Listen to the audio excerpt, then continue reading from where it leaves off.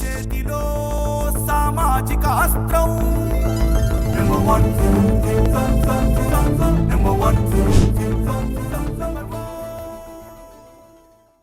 మరొక కాలర్ ఉన్నారు, మీరు కూడా కాల్ చేయొచ్చు, మీ అభిప్రాయాన్ని తెలియజేయచ్చు.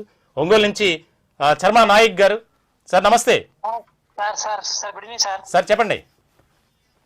సార్ ఇక్కడ కాంట్రాక్టర్ అప్లికేషన్ వచ్చేసిన సార్ ఇక్కడ. ఓకే సార్ మీకు నేను ఆల్రెడీ కోవిడ్ లో ఒక 2 years ఇచ్చాను సార్ నేను గుంటూరులో.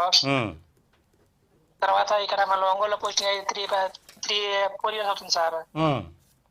మనకి రెగ్యులైజేషన్ ఏం అవ్వట్లేదు సార్. మరి ఇంకొకటి ఏమో తర్వాత సార్ మనకి కాంట్రాక్ట్ ఎంప్లాయీస్ కి ట్రాన్స్ఫర్ గురించి మనకి చేయాలనుకుంటున్నాం సార్. ఓకే ఇది సార్ మళ్ళా ఏమో మనకి 100% గ్రాస్ కూడా ఇవ్వట్లేదు సార్ మనకి. ఏ డిపార్ట్మెంట్ అన్నారు నాయక్ గారు? Medical department sir. Okay medical department sir. అంటే మీరు contractor regular sir? Contract sir మాది. ఓకే ఎన్నాళ్ళ నుంచి చేస్తున్నారు మీరు? 5 years సార్. 2 years ఏమో కోవిడ్ లో చేశాను సార్. 3.5 years ఏమో ఇక్కడ సార్. రెగ్యులర్ చేశారా? ఇప్పుడు చేయలేదా సార్? చేయలేదు సార్. అది సార్ మా సమస్యలు మీతో చెప్తామని చెప్పి. ఖచ్చితంగా మీరు ఒంగోలు అన్నారు కాబట్టి 25వ తేదీన మనం ఒక వేదిక ఏర్పాటు చేసాం. కేవలం రిటైర్డ్ అయినటువంటి ఉద్యోగులకు మాత్రమే కాదు, మీలాంటి కాంట్రాక్ట్ ఎంప్లాయీస్ రావచ్చు, ఉద్యోగులు రావచ్చు, మీ సమస్యలపై మీరు వాయిస్ వినిపించవచ్చు. అలా అని చెప్పి మిమ్మల్ని ఏదో టార్గెట్గా చేసుకుని ప్రభుత్వం అలా చేయదు. ఎక్కడా కూడా మనం ఎవరిని కూడా కించపరిచి అవమానపరచాలనే ఉద్దేశం మాది కాదు.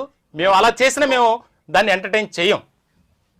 కాబట్టి 25వ తేదీ వేదిక మీకు అతి త్వరలోనే అనౌన్స్ చేయడం జరుగుతుంది.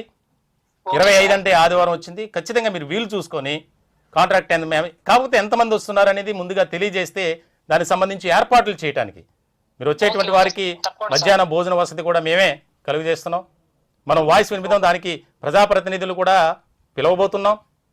ఎందుకంటే అక్కడ సమస్యకు పరిష్కారం లభించాలి.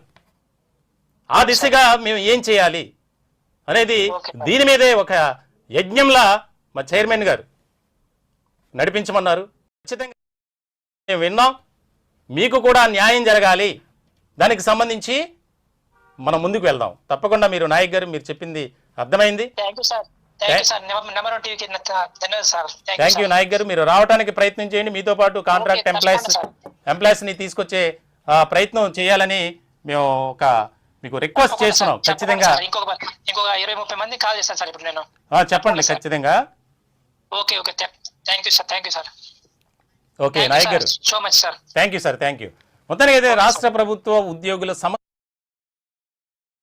మీడియా కూడా పట్టించుకునే విధంగా వారి యొక్క విధానం ఉంది.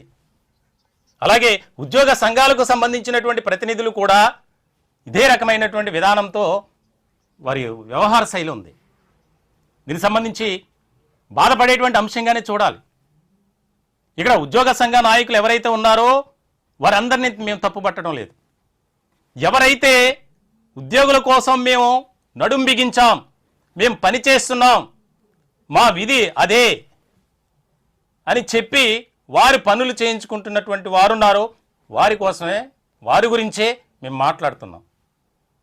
ఎందుకనంటే దాదాపుగా 2.5 నెలల క్రితం ఈ అంశాన్ని మేము తీసుకున్నాం, టేకప్ చేసాం. అప్పటి నుంచి మాకు వస్తున్నటువంటి ఫీడ్బ్యాక్ ఏదైతే ఉందో ఆ ఫీడ్బ్యాక్ని బట్టే మేము చెప్తున్నాం. గ్రౌండ్ లెవెల్లో మా టీం వర్క్ చేసింది. ప్రతి ఉద్యోగిని మ్యాక్సిమం వారి అభిప్రాయాలను తెలుసుకునే ప్రయత్నం చేశాం. లైవ్ షో ద్వారా ఎంతోమంది కాల్స్ చేసి వారి అభిప్రాయాలను తెలియజేస్తూనే ఉన్నారు. మేము చేసేటువంటి ఈ యొక్క ప్రత్యేకమైనటువంటి అనాలిసిస్లు కానీ న్యూస్ కానీ దానికి పెట్టేటువంటి కామెంట్స్ వారి అభిప్రాయాల రూపంలో మీరు చూడండి. ఛానల్కి వెళ్ళి వారి బాధ, వారి రోదన, కన్నీటి పర్యంతం అవుతున్నటువంటి తీరు కళ్ళకు కట్టినట్లు కనిపిస్తుంది. ఎన్నికలకు ముందు కూటమి పెద్దలు ఇచ్చినటువంటి హామీలేంటి, వాగ్దానాలేంటి, అన్ని పథకాలను అమలు చేస్తుంది. కానీ ఎంప్లాయీస్ విషయానికి వచ్చేసరికి ఉద్యోగులు కానీ పెన్షనర్స్ విషయంలో ఎక్కడా కూడా పట్టించుకునేటువంటి పరిస్థితి లేదు. దీనికి సంబంధించి ఎందుకు కూటమి అధికారంలోకి వచ్చింది, ప్రభుత్వాన్ని ఏర్పాటు చేసింది, ఏడాది పూర్తి చేసుకుంది, నెలలు గడుస్తున్నాయి, సంవత్సరాలు గడుస్తున్నాయి, అయినా సరే దీనికి సంబంధించి ఎక్కడా కూడా న్యాయం జరిగే విధంగా దానికి ఒక సంబంధించి ఏదీ జరగట్లేదు.